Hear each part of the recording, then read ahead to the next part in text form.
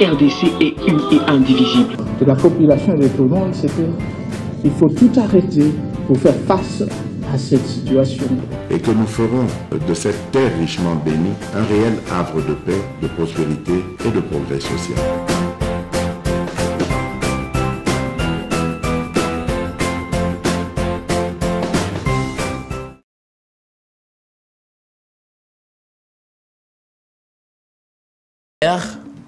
Plateforme politique, courant politique, mouvement politique. Bon, moi je pense qu'il y a beaucoup d'interprétations de la part de ceux qui n'ont pas participé à la création de ce pacte. Je voudrais un peu rappeler tout de suite la petite histoire de la création de l'Union sacrée. Vous vous rappelez, le président de la République, lors de son discours du 23 octobre 2020, lorsqu'il annonçait probablement la rupture de la coalition FCC-CACH, il a lancé 2 ou 3 phrases. La première phrase, c'était de dire, eh bien, le salut du peuple, c'est la loi suprême. La deuxième phrase, il avait dit, aucun engagement politique ne peut primer sur ses prérogatives constitutionnelles.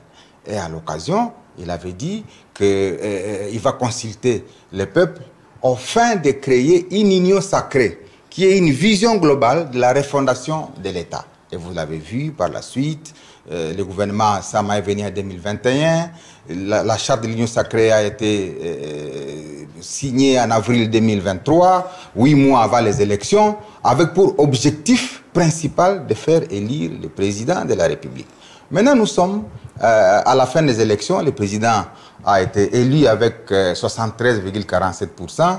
Il a envoyé ses lieutenants sur le terrain pour moissonner fortement, et aujourd'hui, nous sommes revenus tous comme acteurs politiques, chacun avec la moisson qu'il a pu amener du terrain.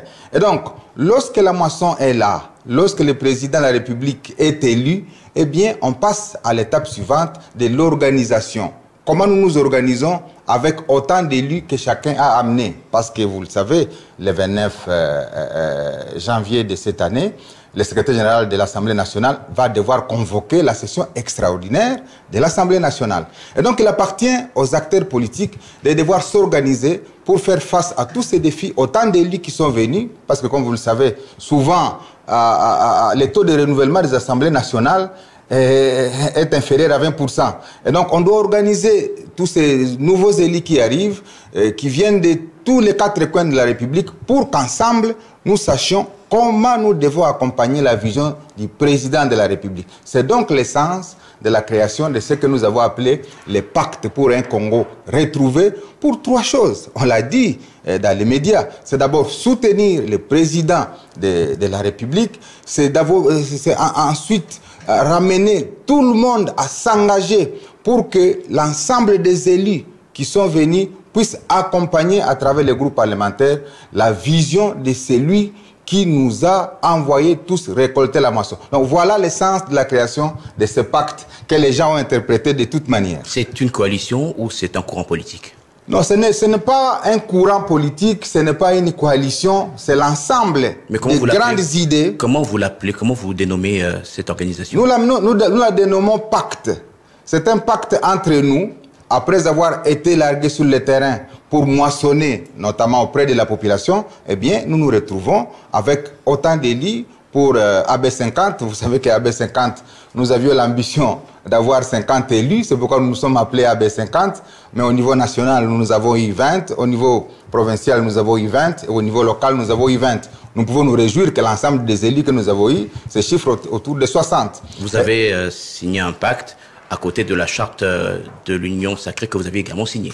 Oui, la charte, c'est l'organisation générale de toute la famille politique. Ici, il faut différencier des concepts. Il y a ce qu'on appelle la majorité présidentielle et ce qu'on appelle la majorité parlementaire.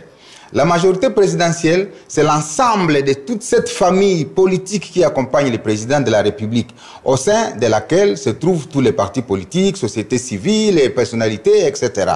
Tandis que la majorité parlementaire, c'est l'ensemble des partis politiques qui ont eu des élus au sein de l'Assemblée nationale et qui vont former cette majorité à côté de l'opposition pour devoir accompagner l'action du gouvernement que le président devra mettre en place. Donc, il ne faudrait pas que les gens confondent la majorité présidentielle de la majorité parlementaire, parce que le pacte qui a été créé a pour aussi objectif d'organiser tous les élus qui se retrouvent dans les différents regroupements que nous avons obtenus, de manière à ce que nous permettions à ce que ces élus-là accompagnent l'action gouvernementale au fin d'atteindre la vision du président. Et ce pacte est venu d'une interpellation le 20 janvier, lorsque le président de la République lui-même nous a interpellés au stade des martyrs, quand il a peint les tableaux à travers les 6 engagements, à travers tout ce qu'il a vu au niveau de la République démocratique du Congo pour dire, eh bien, c'est assez. Nous devons concevoir des politiques publiques à même de relever les défis, de chasser la pauvreté, de permettre que ce peuple qui a tant souffert vraiment retrouve son sourire. Le PCR va devenir un groupe parlementaire. Bon, ça c'est des options qui seront prises lorsque l'Assemblée nationale va ouvrir ses portes pour savoir comment les élus qui sont disséminés dans ces différents regroupements vont devoir s'organiser. Parce que vous savez, un groupe parlementaire, c'est 25 députés selon les règlements intérieurs. Je ne sais pas si le règlement va changer. Est-ce que le PCR, qui a autant de députés, va s'organiser en un seul groupe parlementaire? Est-ce qu'il va éclater en 3, 4 groupes parlementaires? Encore que, pour appartenir à un groupe parlementaire, il faut appartenir à un parti politique ou un regroupement. Donc, toutes ces choses-là nous interpellent pour que nous ne soyons pas surpris demain face à une organisation qui est l'Assemblée nationale, qui a besoin que les députés nationaux qui arrivent de tous les 4 coins de la République puissent être bien canalisés et que les aspirations du président de la République soient bien accompagnées. Vous venez de dire que le PCR est une coalition, est un courant politique. Vous cachez dans ce mot pacte, mais pacte veut dire que les gens se mettent ensemble pour adhérer à une vision. Les gens se mettent ensemble parce qu'il y a déjà une vision qui est définie, qu'on appelle union sacrée. Le chef de l'État, il a dit lors de son discours du 23 octobre 2020, il y a déjà une vision qui est tracée.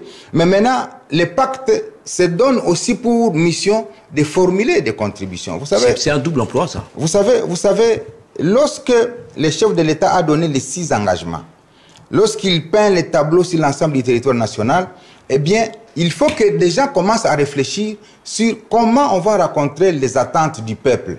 Et donc, nous, en tant qu'acteurs politiques, lorsque nous nous disons que nous allons en retraite politique pour dire, face à ce que le président de la République a donné comme engagement, face au tableau qu'il a peint, face à la misère de la population, qu'est-ce que nous pouvons apporter comme contribution demain après demain? Parce qu'à un moment donné, il va appeler les acteurs politiques pour dire, maintenant on fait quoi?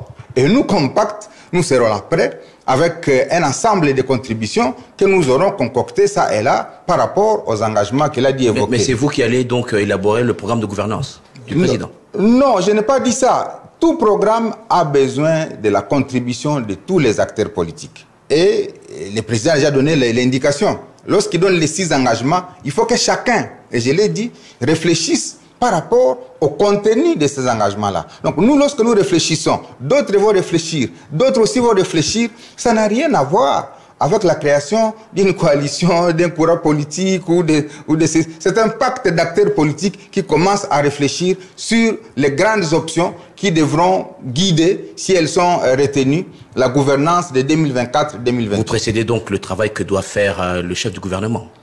Parce non. que c'est lui qui va élaborer ce programme à défendre au niveau de l'Assemblée nationale. Lorsque quelqu'un est chef du gouvernement, là c'est l'article 78, le chef du gouvernement est élu et nommé au sein de la majorité parlementaire. Et donc, lorsqu'il sera, le moment venu, désigné par le président de la République, il aura besoin de contributions de chacun. Nous l'avons vu depuis 2019. Lorsqu'un premier ministre est nommé, il fait appel à des intelligences à gauche, à droite pour dire quel peut être le contenu de mon programme. Parce que lui-même ne peut pas s'imaginer ce qu'il va faire. Vous auriez pu le faire aussi en tant que AB50, en tant que CODE, en tant que AAP, en tant que AUNC. Évidemment, nous avons un proverbe chez nous qui dit que lorsqu'on est nombreux, on allume la flamme plus haut. C'est-à-dire, lorsqu'on est seul AB50, peut-être qu'on peut être limité dans les idées. Mais lorsqu'on est 3 ou 4, on peut rassembler des idées. Il y a des économistes, il y a des politologues, il y a des ingénieurs, il y a de ceci. Et donc, c'est cette compréhension-là qu'il faut donner à ce pacte pour un Congo retrouvé lorsque le président Félix Tshisekedi donne des indications et il appelle les peuples congolais à pouvoir s'organiser pour désormais chasser ce que nous avons eu comme habitude par le passé et ainsi désormais engager le Congo vers l'émergence. Mais pourquoi vous vous êtes retrouvé à 4? Les autres, vous avez exclu les autres, pourquoi dans vos réflexions? Bon, on n'a pas exclu les autres. Moi, j'ai dit souvent qu'une réflexion commence toujours par un noyau. Lorsqu'un noyau réfléchit, il ne peut pas déjà réfléchir à 100, à 200, à 300. Maintenant que nous avons commencé la réflexion, il n'est pas interdit, et nous l'avons dit, lors de la sortie officielle de ce pacte, nous l'avons dit, que les portes sont ouvertes parce que les réflexions pour la refondation d'un État demandent que toutes les intelligences soient mises à contribution. Et donc, il n'est pas question de dire c'est une coalition qui est fermée, c'est un courant politique qui est fermé. Les autres doivent vous rejoindre. Ce n'est pas nous rejoindre.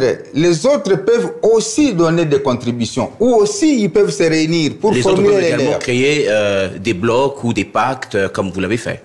Bon, on ne peut pas entrer dans les secrets de ce que pensent les autres parce que... Vous avez créé un pacte avec 4 regroupements politiques. Les autres peuvent également créer. On peut avoir dans l'Union sacrée 3, 4 comme ça, organisations. Ça gênerait personne. Déjà, l'Union sacrée est composée de groupes politiques, regroupements, partis politiques, personnalités. C'est déjà des organisations. Donc, mais comment les gens pensent que autant l'Union sacrée a des partis politiques, a des regroupements politiques, autant il ne veut pas avoir un regroupement maintenant de partis politiques qui réfléchissent. C'est quand même une chose au contraire. Alors vous me rejoignez, regroupement des partis politiques, donc c'est une coalition au sein de l'Union sacrée. La coalition, c'est pour un pouvoir. Ici, ce n'est pas une coalition pour un pouvoir. C'est une organisation interne pour les réflexions profondes à envie d'apporter les contributions demain après demain sur l'exercice du pouvoir. Donc pour vous, cette coalition n'aura pas besoin de poste après les contacts que le Premier ministre va pouvoir faire avec la famille politique du chef de l'État. Lorsque vous avez vous êtes comme un think tank, vous n'avez pas besoin de portefeuille ministériel ou d'un poste quelque part. Moi, je pense qu'ici, il n'est pas question de discuter des postes. Oui, mais lorsque vous parlez de réflexion, vous êtes un groupe de réflexion, vous donnez l'impression que vous réfléchissez simplement et vous n'avez pas besoin d'un portefeuille ministériel, vous n'avez pas besoin de diriger une institution. Vous savez, l'organisation politique telle que définie dans la Constitution relève du pouvoir discrétionnaire du président de la République lorsqu'il faut désigner les animateurs. Il ne faudrait pas que les gens se leurrent en disant bon, le pacte s'est réuni pour chercher à, j'ai suivi ça, à faire du chantage à gauche, à droite, pour qu'on obtienne X ou Y poste. Non. Le chef de l'État, dans son pouvoir discrétionnaire, va désigner avec les forces en présence.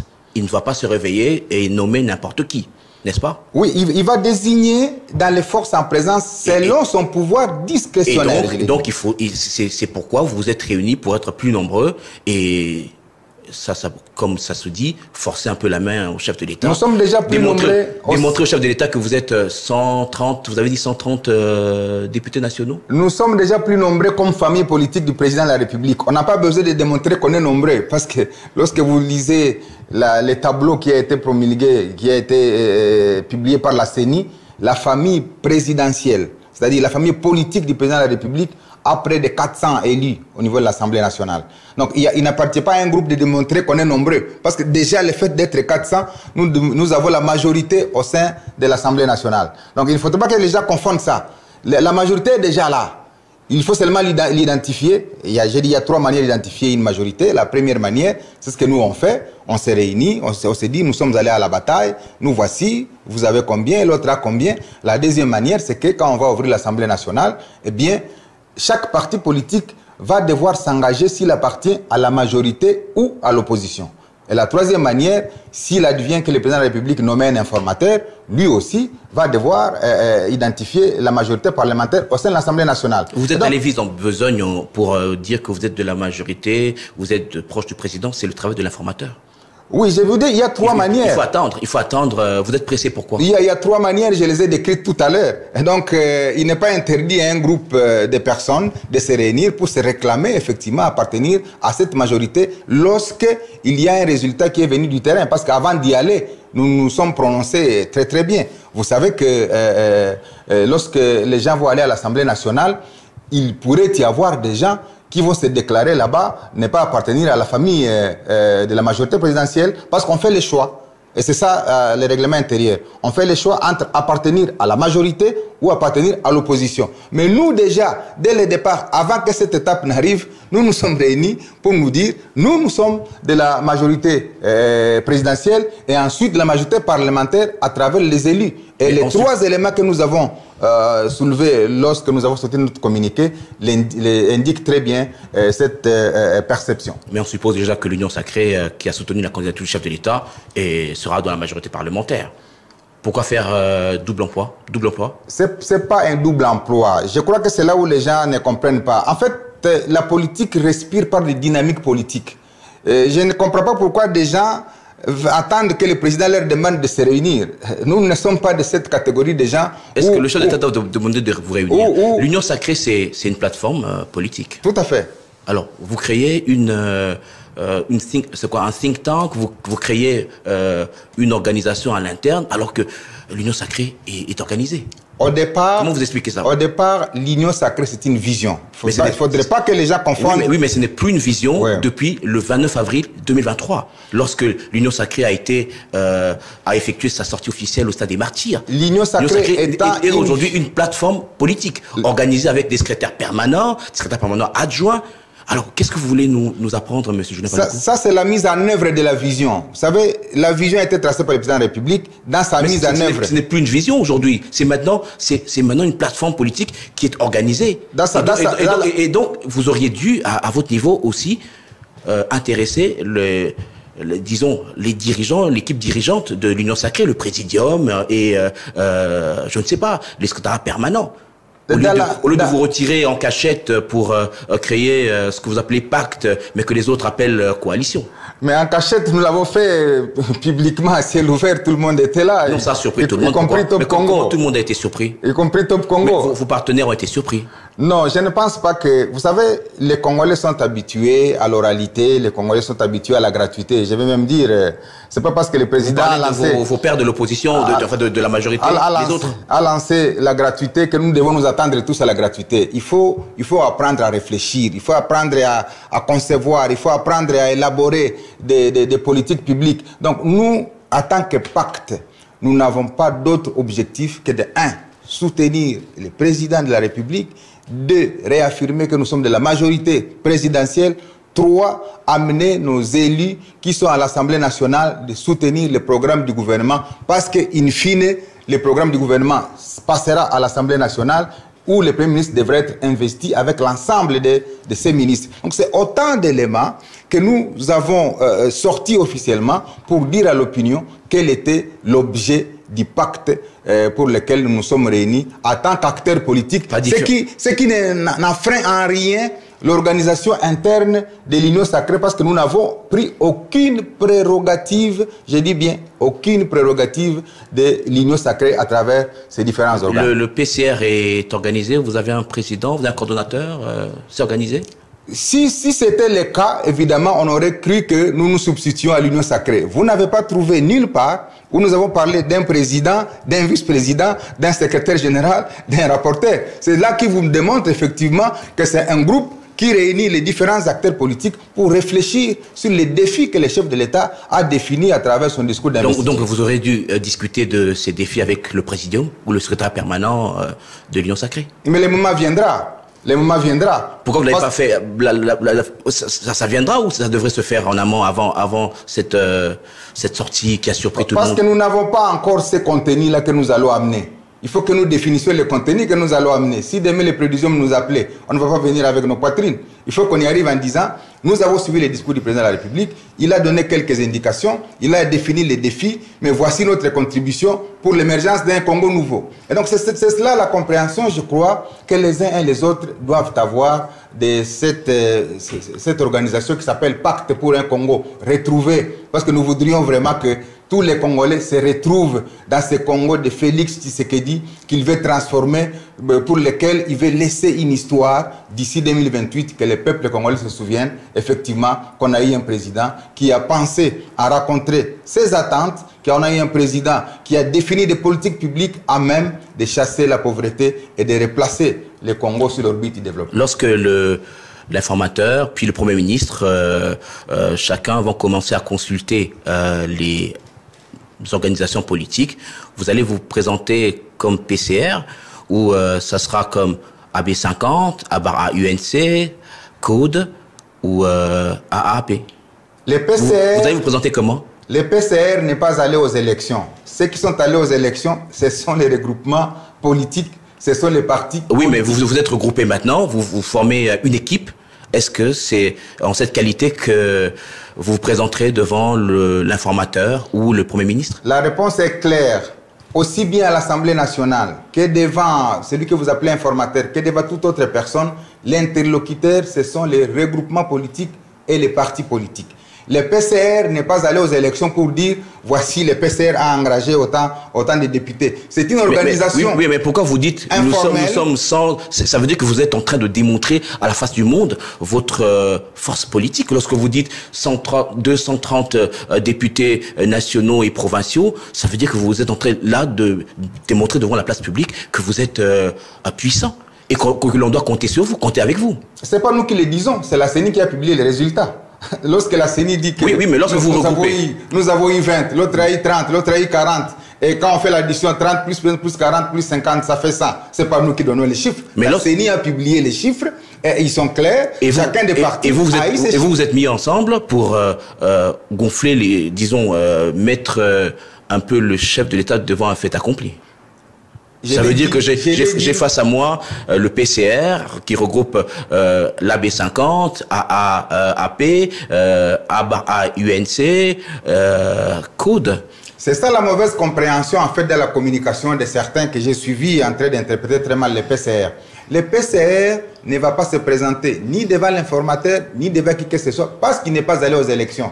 Ceux qui sont allés aux élections, c'est AAUNC, AAP, AB50 et CODE. Voilà les regroupements qui sont allés aux élections et qui ont amené des députés. Mais ici, la différence maintenant qu'il faut savoir, c'est que nous nous organisons de manière informelle pour dire nous devons participer à l'élaboration d'un schéma directeur qui doit aider comme contribution. C'est une organisation privée. PCR, c'est privé. Mais oui. Mais pourquoi il fallait sortir ça sur la place publique? Vous auriez pu travailler également un peu, disons, discrètement et présenter vos propositions le moment venu au chef de l'État. Pourquoi l'avoir sorti sur la place publique? Mais nous sommes des politiques, il n'est pas interdit. Lorsqu'un politique s'organise de manière c'est pour un objectif. Oui, quand un politique sort de manière solennelle, ça veut dire que c'est pour un objectif. C'est pour que tout le monde voit, qu'il y a une force à côté. Il faut compter avec cette force. Moi, je crois que c'est ça l'interprétation que les gens se sont faites au niveau de l'opinion publique. Mais comment vous expliquez la levée des boucliers au sein de l'Union sacrée? Comment vous expliquez ça? Donc, même au sein du Présidium. Moi, je pense que l'émission que nous faisons aujourd'hui est aussi pédagogique. C'est la raison pour laquelle j'ai accepté l'invitation que vous m'avez faite pour que je puisse communiquer sur les objectifs du PCR qui ne sont autre chose que ce que je vous ai démontré tout à l'heure. Et donc, lever des boucliers, ici, les gens se sont plaints, là-bas, on a crié, ici, on a dit... Non, tout cela, nous voulons les balayer d'un revers de la main parce que les gens n'ont pas compris l'objectif du PCR, c'est quoi? C'est une organisation privée qui ne va se présenter devant personne parce que lorsque viendra le moment de consultation, le PCR n'a pas d'élu, n'est pas allé aux élections. Ce sont les regroupements et les partis politiques à l'intérieur qui seront consultés le moment venu. Alors, cette compréhension qu'on doit avoir à partir de mais cette compréhension est floue. Je veux lire l'une des phrases qui a été prononcée, je pense, par Vital Kamerhe. Notre objectif vise à participer autour du chef de l'État à la consolidation d'une majorité parlementaire confortable, constructive et cohérente. Participer à côté du chef de l'État, ça veut dire diriger avec le chef de l'État.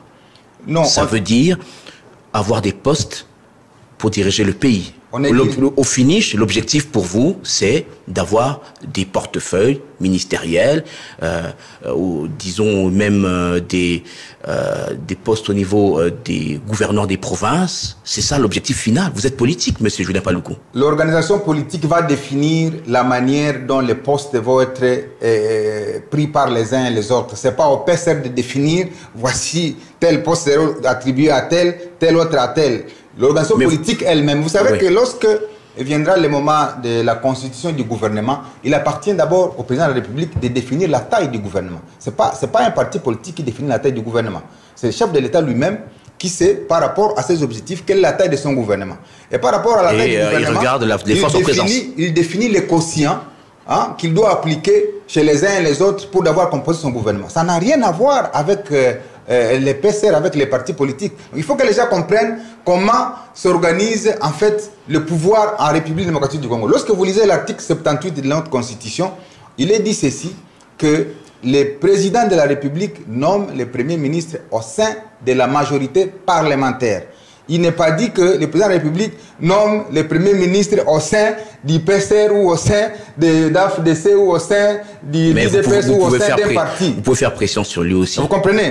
C'est votre autorité politique, mais vous pouvez faire également pression sur lui de manière discrète ou on va dire peut-être gentille. Je vais lire encore une autre déclaration que vous avez faite à l'ouverture. Nous allons aider le chef de l'État à identifier rapidement les acteurs qui vont l'aider à implémenter sa vision. Qu'est-ce que ça veut dire?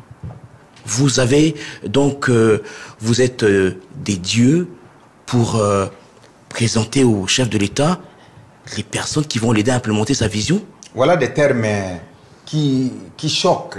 Comment vous pouvez penser que nous, Julien Paluku, Vital Kamerhe, Tony Kankou et Jean-Lucien Boussa, nous pouvons nous considérer comme une divinité. Mais comment vous dites, pourquoi vous dites nous allons aider le chef de l'État à identifier rapidement les acteurs qui vont l'aider à implémenter sa vision?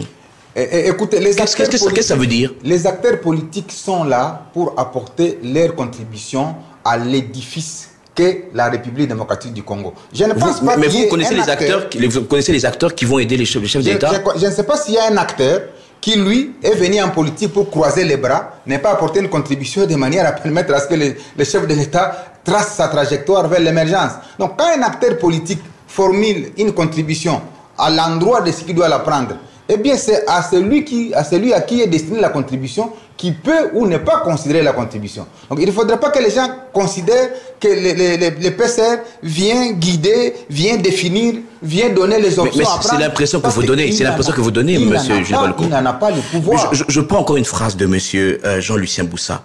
On a besoin d'une élite stratège et d'une élite gestionnaire. Cette élite était absente lors du premier quinquennat, donc. On a besoin aujourd'hui d'une élite stratège, d'une élite gestionnaire. C'est aujourd'hui, au deuxième quinquennat, qu'on va trouver cette élite. Et cette élite se trouve parmi vous, au sein de PCR. En quoi les concepts stratèges, en quoi les concepts gestionnaires sont des concepts qui choquent la République? Ça veut dire qu'on doit puiser dans vos rangs, puisque vous êtes une sorte de think tank, vous, du PCR. Le peuple congolais est plein de stratèges. Le peuple congolais est plein de gestionnaires. Le peuple congolais est plein d'hommes épris de paix et d'esprit comme celui du président de la République. Lorsque le collègue Jean-Lucien Boussa sort cette phrase, c'est une sorte de dialectique qu'il pose. Lorsqu'un acteur politique, un intellectuel sort des concepts, ça ne choque personne. Parce qu'il ne lui appartient pas, même en sortant ces concepts, à lui de composer le gouvernement, à lui de choisir ses stratèges, à lui de choisir ses gestionnaires. Ce sont des concepts. Oui, mais ce sont des communications dirigées vers le chef de l'État, n'est-ce pas? Non. Parce que vous voulez l'accompagner. Donc tout ce que vous dites, c'est pour l'accompagner. Moi, je pense que c'est là, effectivement, le flou artistique que les gens ont placé dans l'opinion pour chercher inutilement à coller au PCR celui qui ne lui est pas, alors que j'ai bien défini l'objet pour lequel nous nous sommes réunis pour effectivement réaffirmer notre appartenance à la majorité présidentielle, réaffirmer le soutien au président de la République et donner l'engagement que les élus qui sont venus de partout ailleurs à travers nos regroupements vont soutenir les programmes du gouvernement. Ce sont les 3 éléments de communication pour lesquels nous avons sorti un communiqué officiel. Alors vous allez créer, vous avez dit, créer où la cohésion est renforcée, la discipline au sein de l'Union sacrée. Il y a déficit de cohésion, déficit de discipline? Vous savez, l'Union sacrée, à l'époque où nous sommes allés aux élections, n'avait pas d'élus. Maintenant que tous les partis politiques ont amené des élus, faudra-t-il qu'on croise les bras, que chaque élu s'éparpille à l'Assemblée nationale et faire ce qu'il va faire? Moi, je crois qu'il faut que les gens comprennent qu'avant, on n'avait pas d'élus comme partenaires politiques, mais après, on a des élus. Alors, lorsque les élus viennent de tous les partis politiques, qu'est-ce qui doit suivre? C'est les organiser, c'est de manière à ce que la discipline soit respectée. Et c'est vous qui allez le faire. Et c'est vous, le PCA, qui allez le faire. Ce n'est pas le PCA. Vous êtes autoproclamé. Vous êtes autoproclamé. Nous allons renforcer la cohésion, nous allons renforcer la discipline. Donc c'est vous qui allez être un peu, on dit Lingala, les capitales, comment on appelle ça, le proviseur, par exemple. Ce sera vous. Mais les gens auraient voulu que ce soit dit par qui? Parce que lorsque nous disons, en fait, notre contribution par rapport à ce qui doit se faire, les gens s'enflamment. Alors, on aurait voulu que ce soit dit par qui? Parce qu'en fait, on est des acteurs politiques. Lorsque nous disons, on est revenu avec des élus, 400 élus au niveau de l'Assemblée nationale, eh bien, notre contribution, c'est qu'il faut qu'on s'organise rapidement, il faut qu'il y ait de la discipline, parce que nous avons vu aussi, lorsque les élus sont là, chacun pense que c'est un électron libre. Donc, c'est une contribution du PCR pour dire, aussitôt que nous avons engagé ce genre de résultats, nous devons nous organiser, nous devons avoir la discipline, parce que nous n'avons pas de temps à perdre selon ce que le président nous a donné comme interpellation lorsqu'il a prononcé son discours d'investiture. Vous allez... C'est tout simplement ça. Après la sortie du PCR, vous avez rencontré déjà vos pairs de la majorité, l'UDPS, le MLC et les autres, l'abbé du Premier ministre. Alors, vous êtes rencontrés? Si nous commençons à dire que nous allons rencontrer tel, c'est que nous nous constituons maintenant comme un courant politique. Nous n'avons pas ici la prétention de commencer à aller rencontrer tel et tel, comme si nous faisions des consultations. Cela ne relève pas du pouvoir. Lorsque vous avez sorti le PCR, on a vu Augustin Kabouya de l'UDPS aller rencontrer le président du Sénat, le président de l'Assemblée nationale, le vice-premier ministre Jean-Pierre Bemba, et puis il a réuni quelques membres de l'Union sacrée de la nation, sans vous. C'est une réponse à ce que vous avez fait? Moi, je pense que lui, il est membre du Présidium. C'est lui, effectivement, qui a la latitude de pouvoir passer... Vital Kamerhe aussi, membre du Présidium. Exactement. Lui, il a bypassé ses collègues de l'Union sacrée. L'honorable Mbosso, l'honorable Batilouko, membre du Présidium, et peuvent passer pour parler aux gens. Vital Kamerhe a bypassé ses membres, ses collègues de l'Union sacrée. Non, c'est pas la compréhension effectivement qui est dans l'opinion, c'est de croire que Vital Kamerhe a bypassé les membres de l'Union sacrée parce qu'il a créé quelque chose que les gens pensent être un courant. Et je viens de vous expliquer ici et maintenant qu'il ne s'agit pas ni des courants politiques, qu'il ne s'agit pas d'un camp politique, il s'agit d'un groupe de réflexion autour des fondamentaux que le président a définis et pour lesquels nous nous apprêtons à donner notre contribution, qui sera versée le moment venu. C'est tout simplement cela. Et je crois qu'il faut que les gens lisent et relisent les communiqués que nous avons sortis pour comprendre que le PCR n'est pas un courant politique, n'est pas une plateforme. Au sein de la plateforme, ce que nous avons, qui nous organise, s'appelle Union Sacrée et le Présidium est connu. C'est lui qui peut faire des consultations. Le PCR n'a aucune prétention de commencer à faire des consultations parce qu'il n'en a pas le pouvoir et ce n'est pas...